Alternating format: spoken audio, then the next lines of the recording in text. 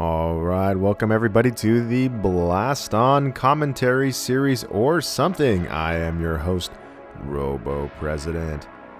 This is the series where we talk about Blaston news. Honestly, there hasn't really been a lot of Blaston news lately, so can you fault me for that part? Sometime, maybe one day, we'll talk about Blaston news.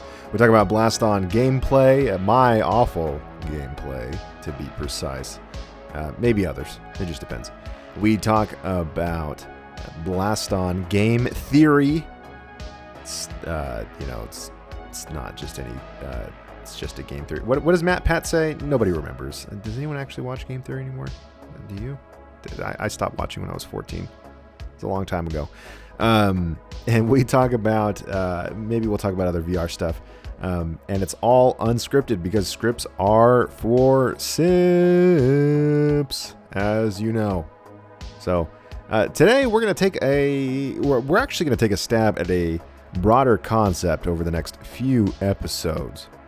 And I want to talk about something near and dear to my heart. Obviously, Blaston is near and dear to my heart. But one thing that Blaston lacks is player population. And we've mentioned before in past discussions that we don't exactly know the player population for Blaston. It's unknown to us, and I don't know if Resolution's ever going to tell us. I think the rationale on why, there's a bit of they don't want there to be a self-fulfilling prophecy.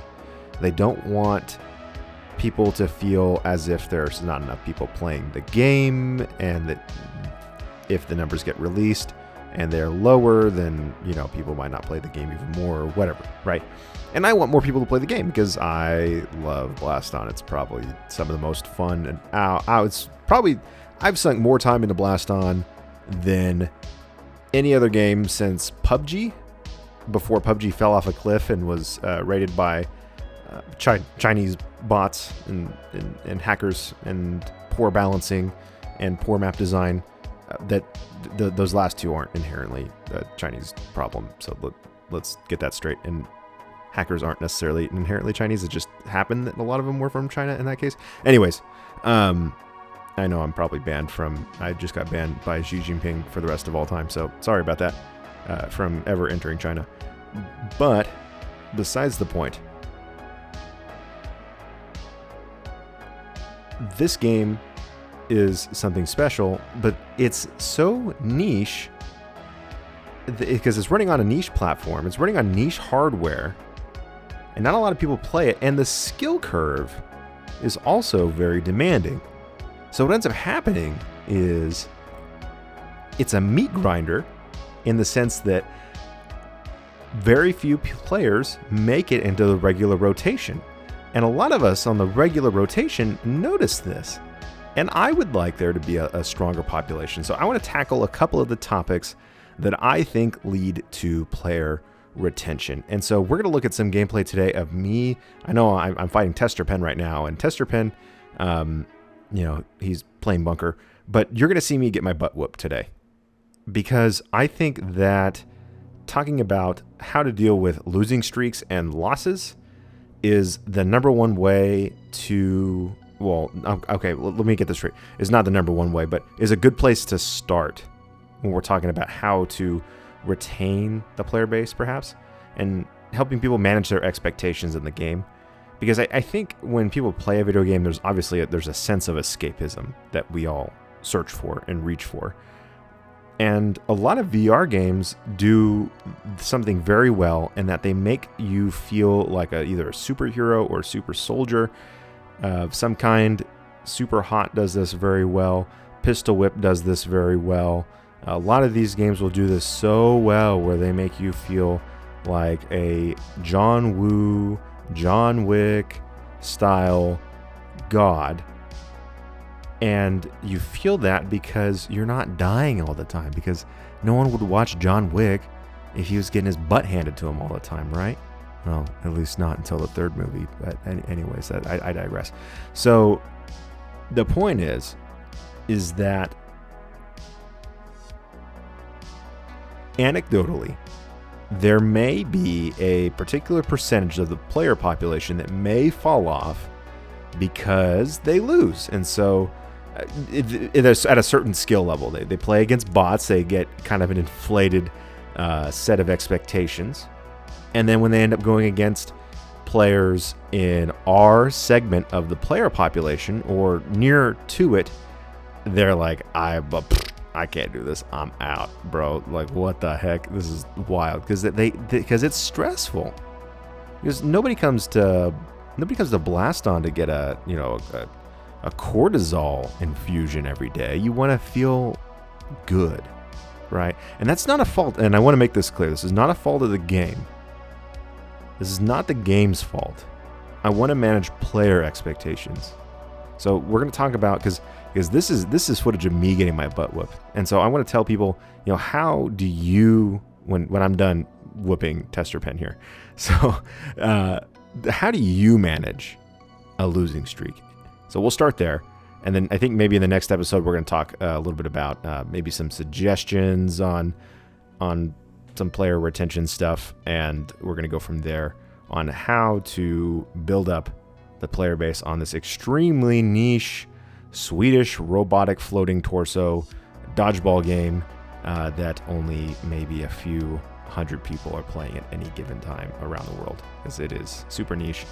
And but it's one that you can definitely tell people that you're one of the best in the world at right now, because only like 100 people are playing it. And if you're good, then you can say you're one of the best. Put it on your Discord profile. You say pro player, because you're one of the 5. I'm sorry, that's harsh. I love this game. I do. I really do. So I absolutely adore Blaston. I do. And I want part of me making this video series is the hope that we can milk us Blaston players who have some, I'm bad, but some amount of skill, can try to get the algorithm to pick us up if we're just pumping out low effort content all the time, because that's what this is. I'm just talking out of my butt. So that's the plan. Anyways, let's get into how to handle losses and losing streaks, because I'm sure eventually, because that's what Tester Pen is feeling right now. We've gone like a couple games in, and Tester Pen is feeling the pain. In fact, I want you to notice something. In fact, while I've been sitting here ranting, look what happened to Tester Pen. He was getting his butt kicked so much that all of a sudden he's gone like full ape mode. You see this? Watch his movements. It's like he's out for blood, and he took a round off me. And the way he's moving, he wants me dead. I love to see that. I love to see, not necessarily that I've agitated a player, but that he's been pushed, and he's like reached a new plane, a limit break, if you will. It wasn't quite enough, but still great overall. He wanted that win real bad, so it's kind of cool. But you're gonna see now, I'm pretty sure, if my memory serves me correctly, my next game should be against the magnificent, the magnanimous, the opulent, the fantabulous, and the sometimes a little bit sparkly Captain Fabulous himself, the 6'4" frost giant from Europe. Okay, so let's talk about dealing with losses. Now, you're gonna lose sometimes in Blaston. If you're watching me for the first time, you're trying to learn how to play Blaston, I want you to learn right now. You're playing a 1v1 competitive game. You are going to lose. You need to deal with that. And if you can't deal with that, then don't play the game. If you cannot deal with losses, it's going to happen. It's gonna happen. And I will say this. One, it's a competitive combat game in a sense, so sometimes emotions are going to run high, and sometimes life sucks, so you're going to feel it in certain games, right? Let me tell you this. There's nothing worse than dealing with a lot of the crap that I might potentially be dealing with in my life, coming into Blaston to have some fun power fantasy and then getting whooped by some random dude from who knows where. Right, that's not fun for anybody. But you need to understand that you are going to lose games in Blaston, and it's going to happen. Just because you're steamrolling bots doesn't mean that you are going... Just because you're steamrolling bots right now, just because you loaded up the game, you're like, man, I'm killing all these bronze bots. Look at me go.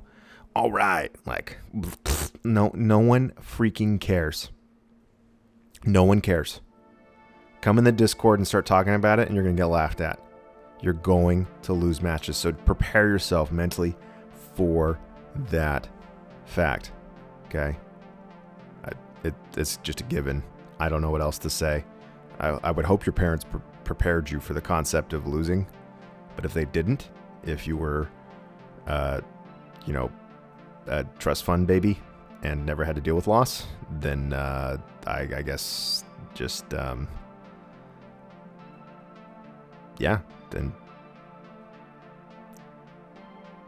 be careful with that then. Anyways, so look, okay. Second thing to get off the table. Sometimes you are going to get people who can't deal with the loss very well, and they're going to make gestures at you or whatever, right? It's an online video game, so just don't break the code of conduct, I guess. I don't know. There's not really that many players out there, okay? We're trying to keep the population alive. Don't be an idiot, okay? Everyone knows what you might be. Just because you can't make a middle finger doesn't mean that we don't know what you mean when you're making a number 1 with your finger. Sorry. Anyways, I can get off my soapbox. So, okay. Let's talk about a little acronym. I'm going to call this TAG. I just made this up off the top of my head. Okay. So, dealing with losses, okay? Let's just say I just lost to Fab. Okay, I'm about to lose to Fab again because I can see the future, and this is totally happening live, and it's not recorded. I'm just watching it in the future. So first off, if you're feeling the heat, take a break. Okay. No, just take a little break, dude. It's not really a big deal. Like, I'm sure you have other games on your quest or whatever, right? Like, just play something else for a second, and Blaston will call your name. It's fine. Secondly, alter your playstyle, you one trick. Come on. This is a cardinal sin that I'll see a lot. I think people in Blaston really fall into a sort of one trick, I don't know, kind of thing. You'll notice this, and none of this works for me in my situation with Captain Fab, but you'll watch that as I lose, I go cycling through loadouts, trying to figure out what to hurt him with. And because Captain Fab is a good player, every time I get one round off of him, sorry, off of is not grammatically correct. In case you guys didn't know of it, that's not grammatically correct. Off Captain Fab. But then he adapts, and then he gets the other 2 rounds off me because he's smart and he's tall. I'm just kidding. I'm kidding. Stop typing. I'm kidding. But seriously. Okay. So adjust your play style. Don't be a one trick. Try something new. Either apply your loadout differently. Go watch educate yourself. Go watch something on YouTube and figure it out. But don't use the same thing over and over and against the same person and get frustrated when it's not working. I don't know what else to tell you, dude. You ever play Far Cry 3? What did Voss say? Did I ever tell you the definition of insanity? Right? You know? All right, anyways. Third thing. So we're at T, right? Take a quick break. A, alter your playstyle loadout, right? So let's get to the G. You know, big G. Go meta, right? I'm not saying go meta like Zuck meta. I'm saying go meta. Look, when all else fails, try the meta out, dude. All right, and I'm talking to you specifically, Kron. I'm just kidding. Kron's really good with the Viper. But I'm saying this to, in general, take some time to try to learn the meta if you want to be competitively viable in any sense. Right now, it's clamping. And in case you're watching my series for the first time and you don't know what clamping is, you're watching it happen live on screen right now. Clamping is taking the Hammer E, which is the shotgun that you're watching Captain Fad shoot right this very second, and you shoot it on alternating sides or on alternating paths up and down in order to create a very hard to dodge pattern, and then you follow up with something else. That is a clamp. So, because the clamp comes from this the claw effect that you're seeing from both sides. So you can see that I totally botched that clamp there. I think I don't know what I was having here. Off day, right? So remember, off days can happen, and they do. So go to the dark side. Try the meta. Try it. Try it.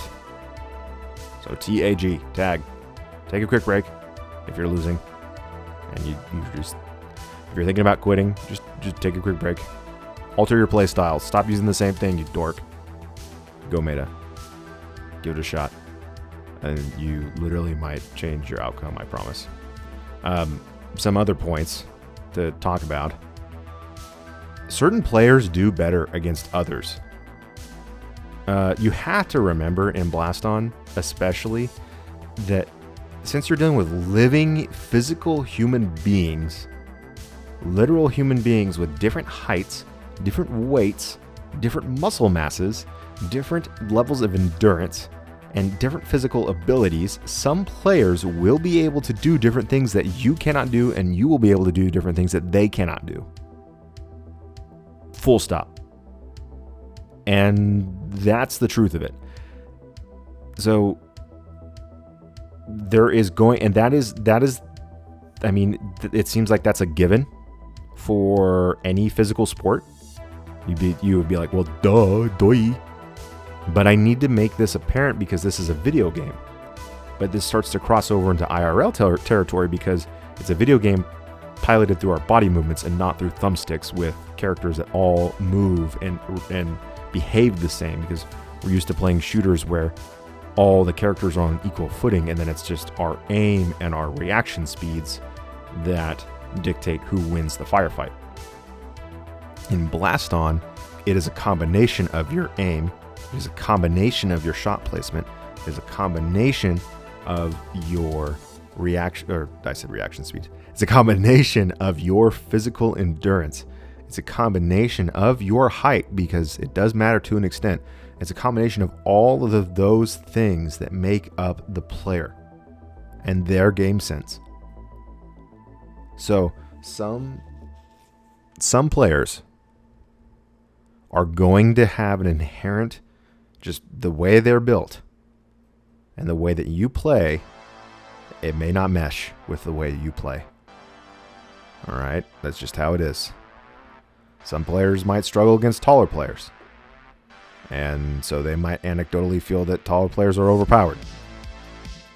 That's just example number one. Okay, don't stop typing. You're typing. I can see it. I can see you typing. I saw you typing in the Discord, and I can see you typing in the YouTube comment section. Just don't. It was an example. It was an example. Anyways, so for example, you might be really strong with defense. So better example. You might be really good with trap placement, and the person you're fighting may be really good with offense, and they are really bad at dealing with traps, and so you get the wins on them all the time. But then you end up going against someone who's even better than defense, so they just block all your traps, but they're technically just not a better player than you, but they just are better against you, if that makes sense. So you will go against players that rock, paper, scissors you better. It's just the nature of things. So sometimes it makes power scaling weird. It makes power scaling in Blaston very strange. It's a thing. Okay, I don't know how else to explain it to you. I'm going to talk a little bit about off days. I don't get discouraged on an off day. You know, it's going to happen. This happens to me more often than not. I'll have days where I'm just killing it. I'm going in queue and wiping. And I have days like this one, where I'm getting wiped. I am the poo on the shoe. Some dude just rode by on his motorcycle, the riffraff. I'll go out there and lay out some spike strips. I am the one, it's just how it is. I don't know. You might have a lot on your mind. Don't let it get to you, dude. Just be positive, man. Whatever. Toxic positivity. It doesn't matter. Just give it a break and come back the next day. You'd be surprised what you might be able to accomplish. So, who knows? In that case. Another point, not necessarily third point, but just another point that is totally serious. Bounce weapons suck. No, just kidding. I'm kidding. Go watch my video on attachments and stuff like that. But if you use bounce weapons, you're a horrible person. And I hope, I wish the worst on you. I'm kidding. Oh my goodness, stop typing. Goodness. It's like every time I make a joke, why is Robo complaining? Come on, brother. My brother in Christ. Read the subtext. Read it. Anyways. So, I don't know if that helped at all. It probably didn't. Maybe you still hate the game. Maybe you just like, man, this game sucks. I'm not good at it. I'm going to go back to playing Onward and, getting racial obscenities yelled at me by 12-year-olds in a game about getting killed in Fallujah. Whatever. If that's your prerogative, that's fine. I personally, Blaston gives me way better workout than any of those games, and so I'll take the L's sometimes and just learn to get better. And of course, there is the final point and the biggest point, and this one absolutely cannot be ignored. And there's a reason why this is a meme. That there's a level of irony to this meme, okay? But you need to take it with a grain of salt. Literally just dodge. Okay, but let me explain. We're going to go deep into some Blaston lore here for a second. So there's a term that the Blaston Illuminati will often throw around. It's called just dodge. It's usually used in response to somebody's... It's like get good, but, just dodge, right? Just freaking dodge the whatever's being shot at you. In some cases, you literally just can't dodge. You just eventually just watch some of the clamps that you'll eventually see on my channel here that someone might use against me, and explain to me how you're supposed to dodge that unless you're taking off your helmet and swinging it around on the ground. But seriously, just work on some dodging. Blaston actually has and this is something that I think has been discussed in other player, how Blaston works videos. I think, I almost said Bine, like baby Bine. What the heck? Who is that? A Spine did a video on this, Baby Spine, and I think a couple others talked about how the dodging mechanics work in Blaston. So your body's attached to your head. It's not like, dodging traditionally works, or I'm sorry, your body movement just doesn't, you can't just rotate your head freely. When you turn your head, your whole body moves. So you need to keep that in mind, because that will cause you to hit things if you're swinging your body around. So if you're feeling frustrated with losses because you feel like you're getting hit when you shouldn't, then pay attention to how your body's moving, because it moves with your head. So move your head. Learn to move your head, because that's what you want to move. Just saying. Anyways, I don't know. That's all I got on that topic. We've got 4 minutes of gameplay left, so we'll just we'll end it on out here, replaying with the Poo Lord himself. Spoiler alert, I do lose this match, because this is about me getting my butt kicked. But we can take some pointers from this. And you could see, there was one thing I noticed about this immediately when I started this match. I looked up at Poo's points, his LP. So Pooh had gone up like 200 points since in like one night or something insane, which means he's been sitting there like all day playing this game. Like, what are you? And I've seen him in the Discord saying he doesn't have time to play this all day, bro. Cap, massive cap. There's Pooh on your cap, dude. You were playing this game all day. I came home from a long day of work, dude, and you had eclipsed me in LP, unseated me from the top 10 spot, and then your skill had increased. Like, what the heck? What were you doing all day? So, no, full cap. That's another thing, too. It literally, okay, let me just talk about if you're dealing with losses. This might seem like another no-brainer, but one thing in Blaston is there's a direct correlation. And I'm not saying a causation, but there's a strong correlation between playtime and good time. Generally, the best players play a lot. The best players play a lot. You don't think? You know? But we keep seeing it time and time again. There's not really like just out of nowhere prodigies. I mean, there's players that are naturally talented. We see them. But how do they get to the heights that they're at? They keep playing. And then they hone those skills. They slowly, day by day, hone their craft. And they get to where they're at. So in Pooh's case, he's been sitting here playing all day while, us adults have been working. And now he's a god. And he's been slaying. He slayed me. Killed me dead. So now I'm going to go. Now you see here that I'm trying to figure out what to do. Because if you paid attention to my second letter in the TAG acronym, I'm trying to figure out how to alter my playstyle to combat him. Because I'm not an adult. I'm not going to run. If the same thing didn't work, I'm not going to do it again. Especially because today with Pooh is taking really strong advantage. I know. Stop typing because you're already typing before I said it. Because Pooh's tall.